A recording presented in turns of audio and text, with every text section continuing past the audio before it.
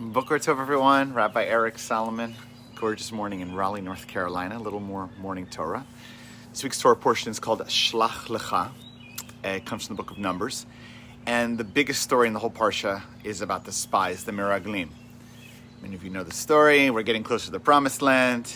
Moses is leading us and to get ready and kind of to look at the land and be prepared and see what's going on over there. Moses sends out 12 spies. And 10 of them, when they come back and give their report, they have dibot ra'ot. 10 have a negative report. Come back and say, "Oy, Gvalt, the people are so big. We're like grasshoppers in their eyes," a famous line. But the two, Yoshua and Caleb, Joshua and Caleb, they come back and say, no, it's a positive report. We can do it. We can take this land. Let's go, even though it's going to be difficult. Obviously, they all agree it's beautiful, land of milk and honey, but then it's going to be difficult. We can do it. Okay. There's a lot wrapped in here about seeing things, about vision, about looking out and what do you see? It's possible actually that both the 10 spies have the negative report and the 2 spies have the positive report. They all see the same thing. It's not even necessarily that one's right and one's wrong, even though in the end, of course, we are fired up about Joshua and Caleb who see and have vision and obviously are correct according to the story. It's not that the 10 give the negative or wrong. I mean, it's possible that both of them are correct, that it's going to be trouble and hard, and it's possible for us to take it, of course. But what I want to say, just to take this back, again, at 30,000 feet, is this reminds us that in many situations, there are people looking at a situation. It could be any situation in our current lives, in a boardroom, in a board meeting, in a synagogue, in a business, in a family, anyone. We have a group of people sit around a table, and in that room, when you look and evaluate a situation, it can be very difficult to be the 2 who go against the 10. I've been in situations many times before myself where I'm sitting around a table and I have a very strong idea and I think I have an accurate read of what is best or what's going on in a situation, what's the best decision to be made, and the majority doesn't agree.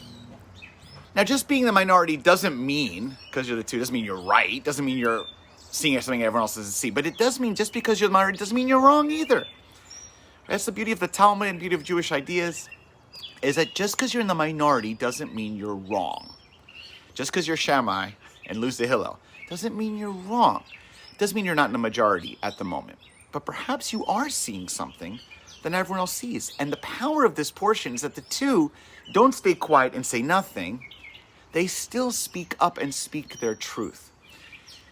Now, why do I say that? Because, to be a visionary, to be someone who go against the grain can be hard. I mean, it's hard it feels good to be part of the majority. It can be comforting. It can be reassuring. And also to walk in a room, I've had this myself, and when I know I'm going to walk in, or I walk in, I realize that I have an opinion that few people agree with. It's just hard socially. It's hard on my own soul, to go against the grain. It's sometimes just like, Gaval, do I want to fight against everyone else? It's not always even a fight. Sometimes it just feels good to feel like everyone agrees with you, or many people agree with you. It's a nice feeling to not have to go against the grain so much.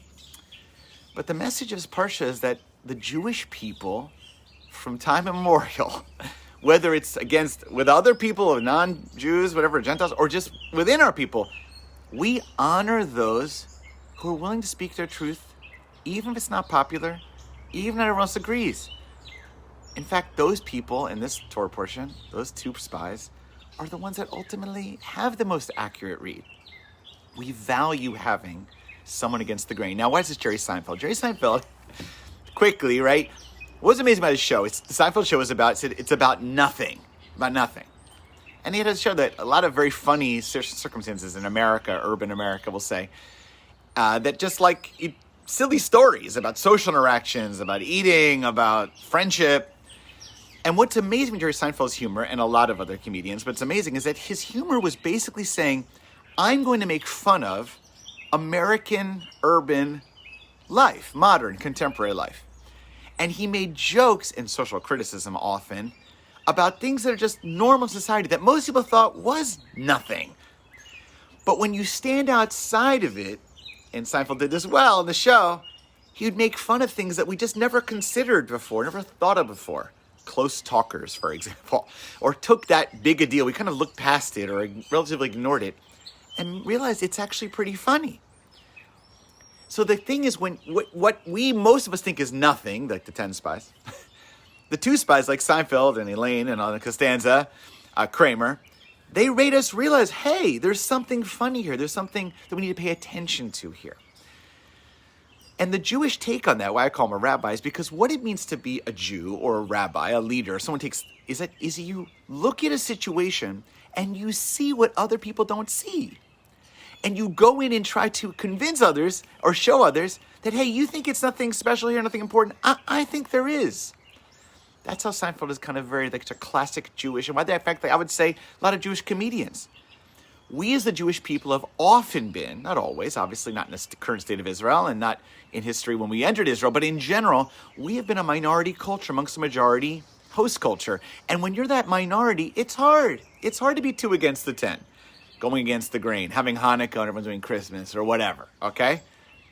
But on the other hand, it's actually an opportunity to look at the larger society and to see it in a way, perhaps even more clearly than the majority, because in the minority position, you see things that everyone else sees. And there's actually a perspective and innovation, I would call it a Torah, a wisdom of being on the outside. That maybe it could be funny, it could be some social criticism, actually be a critique for justice. So come back. What's powerful about this Torah portion about the 2 spies being is not that they ultimately win, although I think that's great. What's powerful is that we honor the fact that the minority actually can see things, honor things, criticize things that the majority doesn't see. And that when you go in your life, in your business life, in your social life, whatever, and you're in a situation where you're the minority, don't stay quiet. It can be hard. Peer pressure is tough, even for adults. And say, I'm not going to say it, or I'm going to... Be who you are, of your opinion. You may not win the argument or win the day. But we need your voice. And in fact, your voice ultimately may be more accurate and may actually ultimately sway the majority over time. And just like Joshua and Caleb, it does require you speaking up. Perhaps then, in the end, what you said in the minority at first will actually become the majority later. So don't be afraid. Speak your piece. Speak your truth. Tov, in honor of the spies, Joshua and Caleb, wish you a Shabbat Shalom.